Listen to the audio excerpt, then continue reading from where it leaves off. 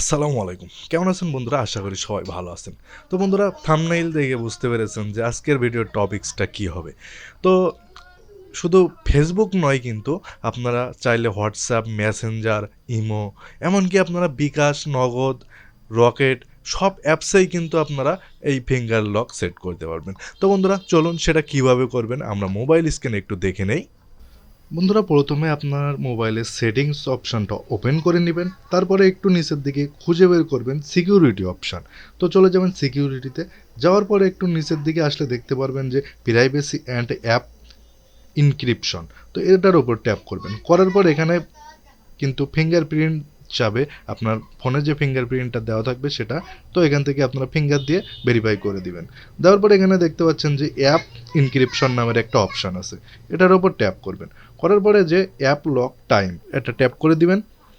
দিলে দেখতে পাচ্ছেন এখানে 3টে অপশান আছে, এখান থেকে আপনারা মাঝখানেরটা দিবেন। তো এটা মাঝখানেরটা দিলে কি হবে, আপনারা অ্যাপস ক্লোজ করে দিলেই কিন্তু আপনার অ্যাপসটা কিন্তু লক হয়ে যাবে, এবং যদি আপনারা ফোন স্ক্রিনটা লক করেন তাও কিন্তু সঙ্গে সঙ্গে আপনার অ্যাপসটা কিন্তু লক হয়ে যাবে। তো এখান থেকে আপনারা যে যে অ্যাপসগুলো লক করতে চান সেটাই টিক দিতে হবে। যদি আমি ফেসবুকটা লক করতে চাই, জাস্ট এখানে ট্যাপ করে দিলাম, এখন কিন্তু ফেসবুকটা লক হয়ে যাবে। তো চলুন সেটা হয়েছে কিনা আমরা একটু দেখে নেই। তো এখানে ট্যাপ করলেই দেখতে পাচ্ছেন যে ফেসবুক ইজ ইনক্রিপ্টেড।